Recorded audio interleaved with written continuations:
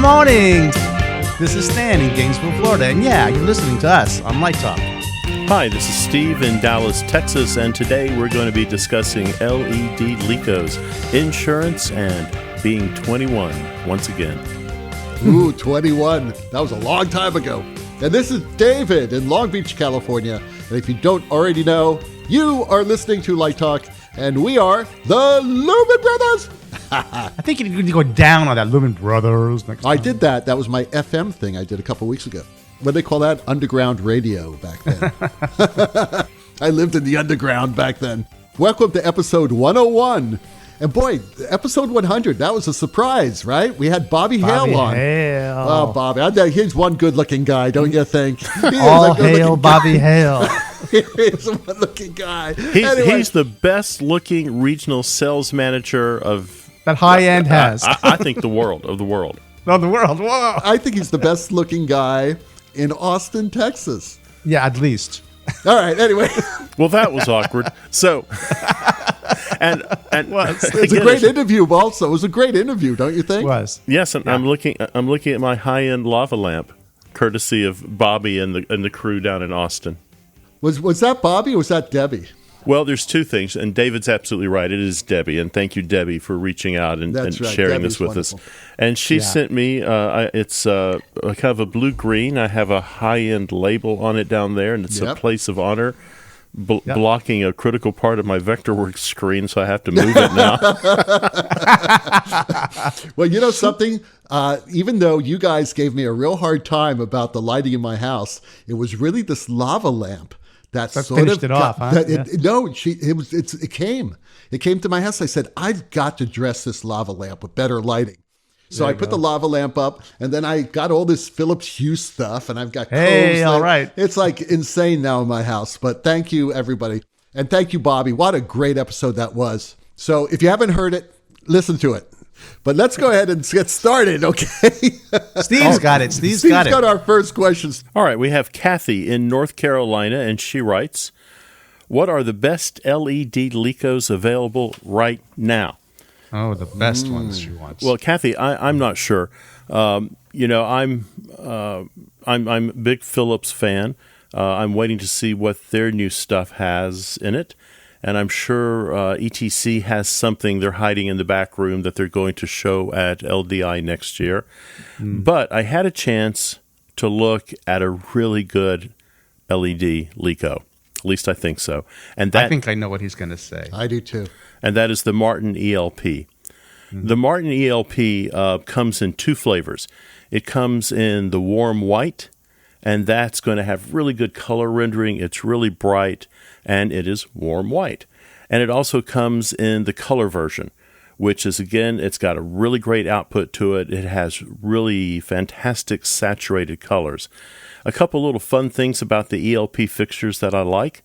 There is a gear-based fine focus knob on it. So when you get your light close to an edge you want, you can dial that in and then lock that in so your focus doesn't change.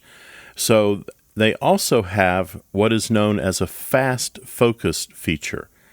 And this allows you to focus your light without any data coming to the light.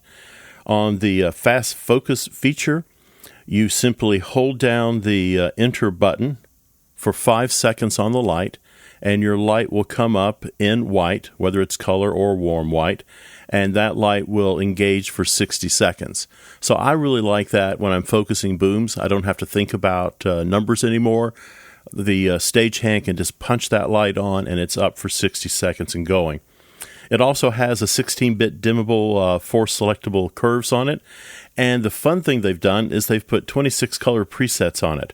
So you can have preset color that's going to match your favorite Roscoe or Lee or GAM colors. It will take any third-party lens. It comes in 19, 26, 36, and 50 degrees. And again, because it takes any third-party lens, I would suspect that all of your kind of accessories, your lens accessories, are going to work on it. It's engineered in Denmark. I'm not sure where it's built. I suspect it's built somewhere in Asia, but the engineering is absolutely out of Denmark. The warm white gives you 7,000 lumens of output, at a 97 CRI, and the CL, which is the color light, gives you, again, about 7,000 lumens at 85 CRI, and that's what they call high output mode. If you want to kick it into high quality mode, you lose a little output, drops down to 5,900 lumens, but the CRI kicks up to 90. The thing about it, and this is absolutely true of the Philips product and, of course, the ETC product, is that it's flicker-free. So you can use that on camera without any worries about it. So I would say, I don't know what the best is, but a light that's got my attention is the Martin ELP fixture. Yeah, me too. But I do want to say that this week, in fact, my students are redesigning a rep dance plot. And they all came and they said, okay, what do we want to do for Shins? And this is a room that has to play as a studio and sometimes a performance space. And we're talking about using some U-Torm from the grid for our side light, and then taking a section of U-Torm away when we're not in productions and cutting it off to head height. We have tried to use movers as Shins, and we love that, except you can't get the light low enough. That's right. And we did it. Yeah, and we did a thing where we hung them on a boom, and we didn't do it. We did put them on the floor, and that's when we did the experiment. We called the manufacturers, and we said, can we tweak the fixture so when it homes, it doesn't smack into the floor? And they said, no, you can't do that. So we sort of given up on that. But so this week, in fact, we were looking at all the LED Lekos on the market, and we looked at the Martin, we looked at the Elation, we looked at the Chevet, we looked at the ETC, we looked at the Altman, and I think there was one other we found. And we did spend quite a bit of time looking at the Martin fixture that Steve just described in great detail, and we liked all those features a lot. And something else we noticed, and maybe this is a question for them, but the Encore, their moving light, they use a white light engine or a warm white light engine, but they're CMYs, and they were talking about how, on the warm white light engine, on their mover, when it's going to perform better in the reds and the warm colors, and when you use the cool engine, you get better renditions in the cool colors. And I thought, gee, wouldn't it be great if somebody could do that in a Leko? Like, I don't know, use some kind of color changing mechanism, like a seat changer. We were looking at seat changers, like a seat changer on a cool white engine in a traditional fixture, or a warm light with a seat changer, or some other kind of hybrid scenario. But we do like that Martin a lot. Our friend Driscoll Otto told me about the Eclipse, which is a LED Leko made by ProLights. And he stands by it. He raves about them. So I haven't used one yet, but I'm certainly looking forward to checking it out. I like them all. But again, I just go back to ETC. They were like one of the first, if not the first. And they got that green in there. They got the pink in there. They've got enough in there that Elation really has nice. mint. Elation has mint. Well, mint is green, isn't it? I know, but ETC calls it something else. They call it lime. Lime, and Elation has mint. It depends on how ripe the lime is. But frankly, they're all built pretty well. You know what else I want to say that Steve mentioned about the Philips? We also have the PLs, and they're a little bit big and bulky. But on this dance concert that we're opening tonight, we're using the Philips PL at the shin level, and then we have a ETC Luster 1 above that as like a high shin. But that PL, man, that's a damn good light. PL, I have to say, really, the PL, yeah, the Philips PL Leko. Oh, the PL Leko, that one, yeah, the Philips. Yeah, right. it's pretty damn good light. Well, the thing about the PL, when you say it's big and bulky, the PL doesn't need a top hat on it, right? No, it doesn't. You're right. Okay, so now when you take a Source 4 and you put it on your boom and you stick a top hat on it, right. It's actually the same length as the PL. Yeah, it's a good point. The only thing I find a little odd about that light is there's a box with the DMX kind of connector that's between the C-clamp and the top of the yoke. Have they redesigned that at all, Steve? Yeah, I mean, you're looking at a light that is 10 years old. No. The PL has gone through some revisions, and there is, I suspect, something hiding in engineering coming out, which will update that. I mean, I don't know. I don't know that, but that is getting long in the tooth. The way some of the ETC stuff is getting long in the tooth. So these companies have engineers working behind closed doors with new color changing lights coming out. Yeah. Well, my question is, does that top hat have flocking in it? What did I call it last time? I called it flecking, right? They were the fleck and flock. Fleck and flock. Fleck and flock. So anyway, Ty in Tennessee asks, what color, Kelvin, is white? Film, TV, theater, that's easy. But concerts and live broadcasts with follow spots, what is white light? Well, it's whatever you want it to be. It's spectrum. It's a spectrum. It's a spectrum because you know something, daylight changes. Some days it's like 5,700 Kelvin. Some days it's 6,400 Kelvin. So is that not white light? Everybody should know that Kelvin is a visual reference. It just means that when you look at this light source, it looks like this Kelvin. It's not really a sciencey thing. Well, I would follow spots are easy, Ty. If it's a carbon arc, no, that's not white. If it's a xeon, yes, that would be white. So easy there. The sun, that's white. That's right. David's nailed it. Artificial white light, incandescent is not white light. No, it's 3,200 or 3,000 or 28. Yellow light, right? Yeah, if you well, look, it's not even that. It's just look at the waveform. You guys are right. Sunlight has all visible wavelengths approximately in equal proportion. That's the basis for white light. That is or D65, right? Daylight 65 is the standard for white light. Okay, let's see if we can stump Stan right now. Okay. Go for it. Okay. Go for it. Don't think too hard because this should not stump you. Okay. Are you ready? Thinking. Are you yes, okay. I'm ready. I love the pregnant pauses. That's radio silence. Have you poured a drink yet? Hold on. Let me slurp. He's slurping. There he goes. He's slurping. All right, there you go.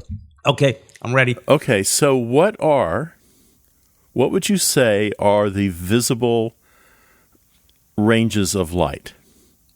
Okay. If I'm at 400 nanometers up to 700 nanometers, what's that going to include? So more or less. Yeah. So I could give you the standard answer, and then I could slice and dice that answer. Oh God. So we could say, 400 to 800 nanometers. However, it's a spectrum, so there is no cutoff. And what is not in that spectrum? A lot of things. Well, considering what we're discussing today, there are definitely two things that are not in that spectrum. What's one of them? I don't know. Oh, yes, you do. Yes, you do. Are you talking about heat and UVB, UVA, UVC? No, white. White is not in that spectrum. No, because white is a that's combination correct. of everything. Yeah, now he's being semantical. There you go. No, so it gets back to semantical. back to Ty's answer. It takes a village to make white. It takes a village of wavelengths. It takes a village. There's the name of the show. It's good. It takes a village of wavelengths. It takes a village of waves. Right, a village of Steve. That's very good, Steve. You're right because no light exists white light doesn't exist by itself. It's a chorus, right? But that chorus too. Like for example, let me give an example. When I learned this from doing museum work. So UV is dangerous to artifacts because it will destroy fiber and paper. However, at a certain level of the UV spectrum, just below or right about where human vision stops, if you cut that UV for conservation purposes on an object that has rich blues and indigos in it, you lose it. And it's really difficult to just have these sharp cutoffs, although I think there are filters that can cut things off by the nanometer. But you don't want to cut off too much of that where visible blue starts to fall into a UV blue, because you sort of need that on certain objects. So, and actually it's the UVs that break down the molecules in weakly bonded molecules. But again, you're right. It is all of these together, but how they're mixed and their amplitude, that's what's great about working with a LED Leko, go back to that, in direct mode. That's my favorite thing. So you can tweak the individual chorus members of your chorus of white. I always wanted to tweak my chorus members. The sopranos over there need a little tweaking. That's right. And those baritones, they're impossible. Well, the Absolutely baritones impossible. would be the blues, and the reds would be the sopranos at the high end of the spectrum, right? Yeah. Well, no, the yellow would be the sopranos. So no, they were in the middle. Are we saying altos. Are we saying that white LED is true white light? Oh, well, now you're getting into... So in other words, you mean an LED that is... All LEDs, everybody should remember, let me give a little lesson. All white LEDs are sapphire-based. They're blue. Okay, all LEDs are sapphire-based, white LEDs, and they're doped with phosphorus to make them appear full spectrum. But red LEDs are arsenic-based. The green LEDs are gallium-based. They are inherently in that spectrum, but the white ones, underneath it all, this is Soichi Nakamura, the guy who invented the white light LED. It's sapphire blue doped with phosphors on top of it. And that's the issue with degradation. It's the phosphors on top that start to break down, and that's how you start to lose, they get the color shift in white LEDs. Whether it's cool or warm. Now, the cools, there's less doping because they're closer to the blue spectrum. But on the warms, there's more doping to get that thing to look yellow. Because it's a sapphire-based chip down there underneath. Well, there you go, Ty. So, did we answer your question? And too much, probably. I mean, what is white light? It's everything. It is. And remember, it's all relative, too. That's what really screw you up. Because if you had something at like 6,400 Kelvin and you had a blue light next to it, and then you had 6,400 Kelvin, you had a red light next to it or a green light next to it, it'd be totally different. It would just look different, only because even though the light isn't different, it would look different. Or your brain would perceive it differently as looking differently. Anyway, next question, Stan. It's mine. I talk too much already. Okay. Mike posted to our Facebook page. We love when that happens. As a freelancer, what should I be aware of vis-a-vis insurance? Any other issues I should be looking at or thinking about? Are there other resources folks could point me to? Let me sit back and let you guys go first, because I want to see which direction you take this question. Well, first of all, don't worry about insurance. You need to figure out how to pay your bills. And the first way you got to do that is get a job. Get out of lighting. Find a job. Anyway, no, seriously.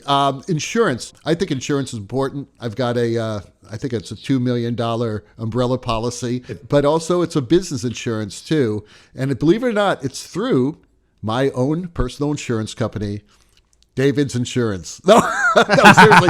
State Farm. Are you self-insured then? Yeah, I insure myself. But I got a rider from State Farm. That's a business insurance, liability, $2 million. Nice. And it's not that expensive. So I highly recommend that you get something like that. I'm going to agree. Yeah. So I agree. Umbrella insurance, I didn't know anything about till recently. And I'm just going to separate my business insurance from what I'm doing to protect myself personally. So on the personal level, I did not know this, that if you have a car accident or somebody falls on your front stoop or whatever, and you have $300,000 insurance or whatever, and they get awarded an amount larger than the insurance maximum, your personal assets can be attached. And this is from an attorney. This attorney said, what you ought to do, as you have more personal assets, you can get, and the insurance companies don't talk about what David got. It's just umbrella insurance, which basically raises your limits. So I bought for I think $250 a year umbrella insurance. So let's say I had an accident on the home, and the homeowner's limit was $200,000, but I had $500,000 in damages. The umbrella kicks in. They don't like to tell you that you can buy those very, very reasonably. So that's one thing you can do easily, quickly to protect your personal assets.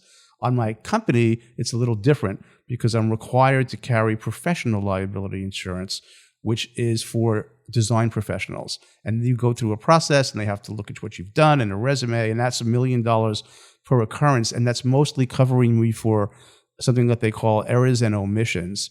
So if you make a mistake, which humans do because we're human, and that mistake causes damage either to life or property, your insurance company is going to cover you. So it depends upon what kind of work you're doing. So on the consultant side, it's different. On the personal side, the business insurance that David got sounds pretty good for most of the work that a stage designer does. You're protecting your personal assets. But Stan, my question to you, and probably Mike's question, is why would a poor lighting designer, independent contractor who can barely make the rent, need insurance? What are they going to sue from this person if he has no money? I don't want to be negative here. This is like worst case scenarios. So the truth, is my experience, it's my truth, that when you are in the workplace, when you are in the world, you are always personally liable for your actions, and you can be found negligent. And if somebody is damaged and and they go to a lawyer, they're going to basically list everybody they can as culpable. And if you have a title that connotates a certain expertise in a certain area, they're going to name you. And you can be held. Now, even if you have no money, if you think you're safe, that's not true. Mike, I'll put it another way. You're working down at the arena, and here comes Barnum and Bailey Circus, and the elephant steps on you. You're going to sue Barnum and Bailey. You're going to sue the arena. You're going to sue the union. You're going to sue the parking lot attendants. You're going to sue everybody. Everybody's going to get it. It's America. It's what we do. We are a litigious society. And I'm not saying you shouldn't. I'm just saying, there's when an accident happens and you're on a ladder and you drop a crescent wrench on little Debbie's head, you're going to get sued. I guarantee it. Again, he says he's a freelancer. What does that mean? That means maybe he's working at the community theater. Maybe he's working at the local college or the local high school. Maybe he's busking down at a local bar. Maybe he's doing a runway show at the mall. I mean, there's a lot coming at you. Let's face it. We deal in a very dangerous part of the industry. We deal with electricity, and we deal with large moving objects that we tell people to hang on these pipes, right? Yeah, and, over people's heads. And we have a lot of people we're depending upon. So we could be sued so easily. So yes, get insurance. Do yourself a favor. You'll sleep better at night. Well, you are listening to Light Talk with Steve, Stan, and David, and we are still the Lumen Brothers. And Light Talk is sponsored by Strobe Mania Protective Eyewear. Are you constantly exposed to high luminance strobes? Is the brightness of strobes getting out of hand? Are you finding yourself having seizures more often than you'd like? Me! Do you wake up in the middle of the night twitching and screaming and covering your eyes with fright? Then you need Strobe Mania's new protective eyewear. Just take our special nanoparticle-coated goggles with customized German glass that blocks the precise frequency of most strobe lights. Place them over your eyes and you won't see the strobes. You won't see anything else either, for that matter. When vision isn't important, but safety is paramount, Strobe Mania protects you from every wavelength you fear. No more seizures, no more twitching all night, no more light of any kind. Your eyes are protected from every form of radiation imaginable. Strobe Mania is here for you. No worries. What you can't see can't hurt you. Strobe Mania, your friend in darkness. Okay, this may be the best one yet, I'm telling you, because there are shows I want to put these glasses on, and we don't even use strobe lights in them. I think I thought of this because you were giving me a hard time when I was saying the GLP strobes are getting just too bright. Like, at what point? They're 180% brighter than they. Yeah, at what point do we not need that? Right. Well, Stan complained about the GLP booth because it was too bright. I liked it, but he didn't put the bright. Glasses on. They gave you sunglasses, but you didn't put them on. I think I did. I don't know. Anyway. Okay. And now, back to Light Talk. Well, those ducks in the background tell us that it is time for another Let's Talk About segment. And I just came up with this today. It was crazy because I have a friend who I see like weekly, and she told me something really interesting. I was asking her, I said, what happens? What happens when people start losing their passion for something? Because you do something a long time, and then all of a sudden you find out that you've kind of losing it. And you know what she said? She said, I think passion is overrated. That's funny. She said, the question actually is, how can you sustain the fun? Because when it comes down to it, is how connected you are with something. Because when we look at the work we do, what makes it fun? That's the question. There's no people like show people. Well, like no that's the first thing I said. I said, I love it because I love the community. I love the synergy of creating art with other people. So I don't know if that's passion, because sometimes you create something on stage, you're proud of it, but does it turn you on as much as working with the people? So I think you look at things a little differently, where it's not just a word, passion. It's much larger than that. What do you guys think? Well, last week Steve talked about the fallacy of this idyllic collaboration, and I've been ruminating about that a bit. And I think what was said was really a lot. There were a lot of truths said about we go out there, you get a set, you got to light it, and you sort of crank things out, and there's not and I was thinking that's kind of true. And I said my thing about 1 in 10 is really a great collaboration, blah blah blah, and it kind of got me a little depressed, to be honest. And then two things happened this week to me that really uplifted me. One, I got this lava lamp from High End as a delayed Christmas gift that I think you guys got yours, and I had never had one. I mean, I might have had one back in the 70s, a little baby one that I got for 50 cents, but I was really enamored with the thing. And then I think, what a good play. I'm going to bring this to the tech. We were in tech all week. I'm going to bring it to the tech table.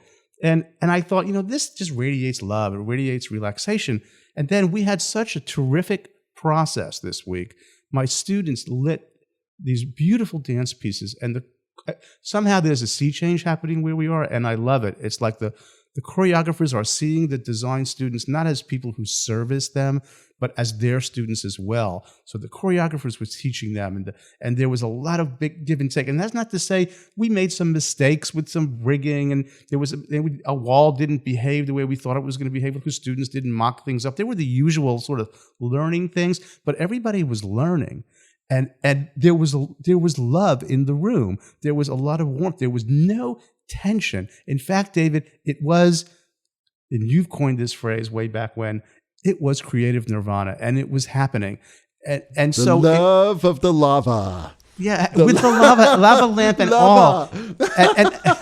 And I guess my point is, no, it doesn't happen all the time, but maybe it does happen when we aspire to it, and sometimes it does. So I think we should, like you said, David, students should continue to aspire to an ideal collaboration. And it's Churchill's line: never, ever, ever, ever give up on it, right? And after this recording today, this will be heard in the future, but I'm going to see that show, and it's going to be a beautiful thing. And there's a lot of good stuff. So the secret was the lava lamp. Maybe so. Because sometimes it takes something like every now and then I'll bring my solar powered garden gnome. Yes. Yeah. And all of a sudden everybody feels better. And you know who taught me that? Gilbert. Absolutely. Gilbert Hemsley taught me that. You bring something to the table. You bring something there. That's why we did all those crazy sponsors, about the code of silence and all this other crap that we do. It's fun. It's the creative nirvana. To bring something to the table, David, is, I think I said that last episode, it's physical and metaphorical. Right. Bringing the lava lamp to the table and bringing your collaborative vibe to the table. Yeah, and have fun, because that's why we do this. It's not necessarily about passion. It's about fun. What do you think, Steve? Oh, I'm sorry. I just woke up. All right, we have one more question of the show. One more question. So Steve has it. We have Carlos in New Jersey, and he wants to know, what would you do, career-wise, if you were 21 again? I wouldn't do a damn thing differently. You are going to, I assume that you are 21. Just go for it. Make the best decisions you can make. Don't second-guess yourself. Don't look in the rearview mirror. Just, pedal to the metal, go forward. You can look back. I can look back now and go, I should have done this, I should have done that, but that would make me a different person than I am right now. And I'm pretty happy with who I am right now. I'm not a big Broadway designer. I'm not an Academy Award-winning cinematographer, but I'm perfectly happy with who I am. And I like my day, I like my family, and I like the journey I've had over the years. I've met a lot of great people, made a lot of great friends, learned some stuff. So I really thought about this question a lot and thought, what would I do? But then, I wouldn't change anything because I wouldn't miss out on all that enjoyable time I had. Yeah. When I was 21, I was at the University of Miami. I believe I was a junior, and I was working with some great colleagues. And it's funny that this question came up because just this morning, one of those colleagues sent me an old photograph of all of us. And I remember doing theater and creating theater with these people. And we did a lot of theater. We, not only did we do like 10 shows a season, but we also had like a 5-show summer season that we did. And it was this constant theater working in this, it's water tank of a theater with no air conditioning in South Florida in the summer. And like I said a few weeks ago, this theater had no grounding at all. We'd run the light boards, in a booth that leaked when there was an afternoon thunderstorm. So it was amazing that we were totally not, destroyed. But I wouldn't give it up. I wouldn't change it because I learned so much by doing so much theater. I just kept on writing music. And that's all we did. It was like theater camp for like 3 years. It was insane. So no, I wouldn't change it at all. How about you, Stan? Well, I'm going to be the contrarian a little bit. When I was 21, it was 1978 in New York City. So it was not if you know anything about the city in 1970s, historically, it was not a good time. Yeah, just go watch Midnight Cowboy. Yeah, it was the 1970s in New York were pretty rough. And I wish I wasn't in that city during that decade because I think it makes me who I mean, I don't know. I have some regrets because I'm not a hard-edged person. I'm a soft soul. I'm a soft heart. And New York was very hard for people like that. But career-wise, like you guys, I don't have any regrets. So I'm happy with what I did with my life and what my career ended up being, and I do feel very at home. I am an academic in a lot of ways. I own that. I enjoy it. I love working with students. I really feel like changing the world. You do it one person at a time. It's hard work, but it's rewarding work. But I think from an interest perspective, like with all of the things that lighting design is, if I was what's interesting to me today, if I was a young person, not that I would go back and change what I did, I think one of the most exciting fields happening that have to do with vision and light and thought and story and narrative is neuroscience.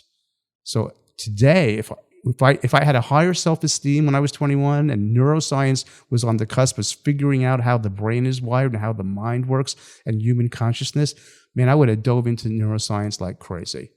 I wasn't a good science person back then, but I think if you have an aptitude for that now, that field is changing the world in remarkable ways. It's funny that you talk about regret, and I think we'll just end the show with this one little saying from Sarah Silverman, who I love quoting. She said that there's only one thing in the world you can change, and that is the moment. You can look back in the past and look back at what you've done and regret it, or you can worry about the future, but both of those things are wastes of energy. The only thing that you can change is what's happening in the moment. And that takes us right back to 21. Have a great time. Whatever you want to do, as long as you don't hurt anyone else. Don't hurt it. Yeah. But you do it. You do it. And that's, I think, what you do. And you should live your life that way. So go for it. And as they say, Gazai Kazin. Gazai Kazin. Hey, that Hammond organ solo in the background tells us that once again, you've spent another morning listening to Light Talk. Check out our website on lighttalk.org for future guests, and be sure to follow us on our Facebook page and subscribe to our podcast on iTunes. That way you will not miss a second of Light Talk fun. No guarantee is offered regarding the accuracy of any statements or opinions made on this podcast. And just in case you try and hold us to those things, and you choose to litigate, our solid-state law firm of Chip Onboard, Loose Driver, and Dim Array, and they will defend us until we're broke. Light Talk is written and produced by the Lumen Brothers, coming to you from Long Beach, Gainesville, and deep in the heart of Texas. And tune in next week when we discuss: when do you wear a headset at a concert gig? What do you do with all those useless cut gels? And lighting dance clubs. All of that and a new sponsor. the Light Talkers, broadcasting questionable Lumen knowledge and humor around the world. So speaking of around the world, see you all next Saturday morning. Bye-bye from Light Bye-bye, Talk. everybody. So long.